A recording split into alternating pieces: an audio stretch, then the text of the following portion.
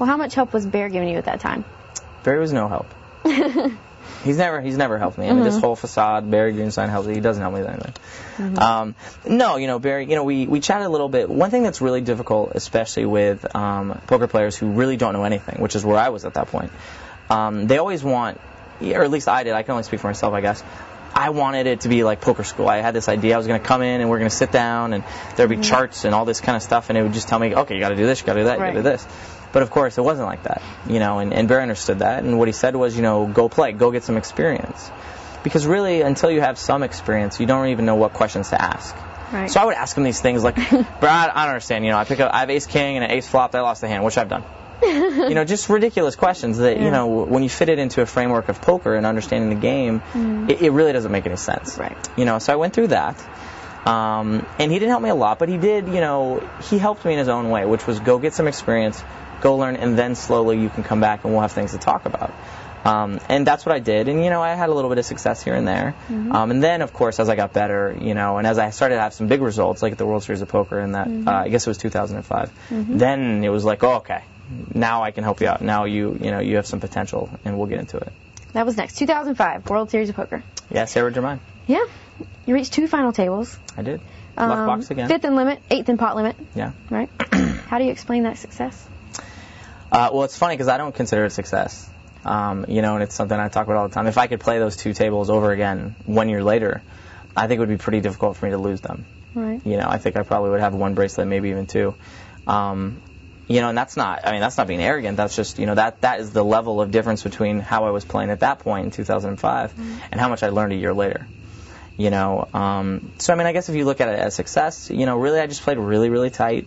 I'm sure I picked up hands, in the right spots, and I'm sure it was much more of that than it had anything to do with my poker skill, at that point for sure. But again, I still look back at them as failures. But you have to be glad it happened. I'm definitely glad it happened. There's no question, and everything kind of blossomed from there, obviously. But it still is missed opportunities. That limit, table, when I watch it, I cringe. Just some of the hands are just so bad. And the same thing with the no limit. Both of them were just, the big hands that I lost to those tables were just hands that you wouldn't even dream of losing if you'd been playing for a little while. Right. So just lack of experience, just, some bumbling here and there. But of course I'm happy, and it was fun then. I got on TV and yada, yada, yada, and all this kind of stuff. But now, you do realize as time goes on how tough it is to make those, since I haven't made any since then. Because of course I kind of had, I think at that point I had the sort of the Dan Marino, syndrome, which is, he made the Super Bowl his rookie year. I'm going to be here every year. Clearly, this is much easier than people are acting like it is. And of course that hasn't been the case. So for me, it's a little bit of missed opportunity, but obviously I'm glad that it happened, for sure. And now tell me about this. You got some advice from Barry at the pot limit final table. He's the worst. I understand. Yeah. Why didn't he just take the bracelet off my hand? I really don't understand. To me, why? Yeah. You know what I'm saying? What was that advice? What had happened was, I've been playing the tournaments, both tournaments for that matter, pretty snug. Pretty tight. At that point, I probably didn't know how to do anything else. But Barry's whole thing was, you're at this final table now. People are nervous. We're playing for a bracelet. It's on television, all this kind of stuff. So he, what he said was just get in there and push people around. Be aggressive. Be as aggressive. Just be nuts. Right. And it's not bad advice. It's good advice. But the problem was that I just wasn't mature enough in my poker playing ability to be able to implement it. So, be aggressive and throw your weight around, to me was just get it in there, man. Just let's see what happens. So I was doing stupid things. There's ways to be correctly aggressive, which is pushing on people, putting them to decisions. Right. But of course I misinterpreted it, especially in that pot limit event, where I ended up calling, a big bet on the flop with ace jack high, when, I had nothing at all, but just, that's kind of a lot of the time that's what happens when somebody inexperienced is trying to, they feel like they should either fold or they should raise. So, a lot of times they kind of fall in that in between and they call, which is always the worst thing. Yeah, it's really bad. You get tied in the hand. It's just a really bad situation. And that's what I did. And of course, the ace peels off. Now I'm in jail. And Brian Wilson, the guy who actually won it, I ended up having ace king. So, that was it. Did you go over to the rail and kick Barry? I didn't kick Barry. I think actually he mocked me on national television right after making that play. So. He made me remember the day. But, I don't necessarily think it was his fault. I think he learned a big lesson since then, because so many people come up and ask him for advice. And I think he's definitely much more reticent to give it out now, especially to people that haven't been playing that long, because he realizes how it can be misinterpreted and how it can kind of, go awry. So we both, again, we wish that he just hadn't said anything, because we have a feeling maybe if I just played snug and played tight, maybe I would have been able to at least move up, possibly win the thing.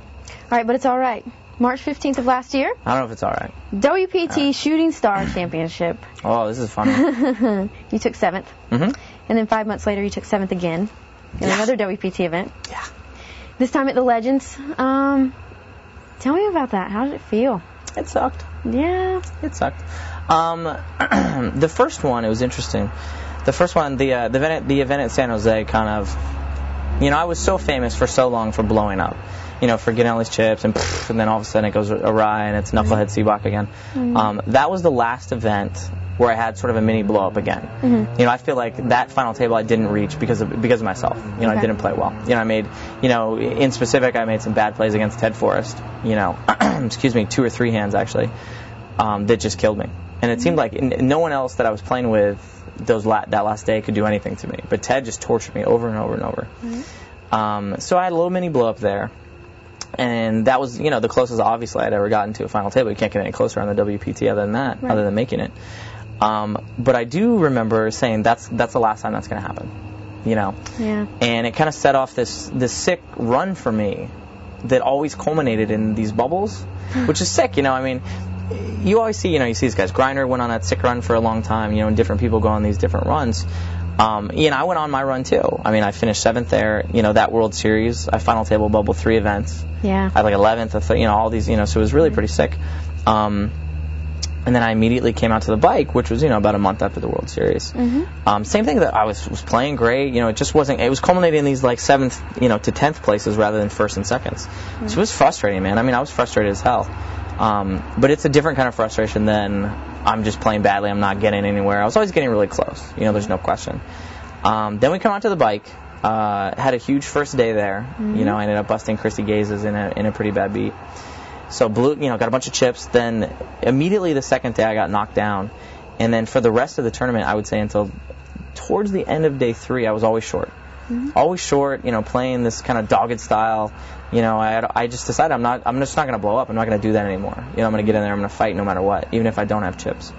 And that's what happened. And I battled.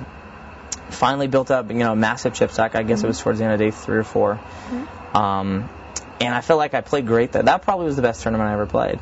And then the next day, I felt like I played, except for there is one hand, I played pretty poorly. But other than that, I would battle up, and then I lost a big hand to, David Pham, where I had a pair of, I believe it was 10s to his ace-9. So it was a pair to kind of an ace and a lower card. So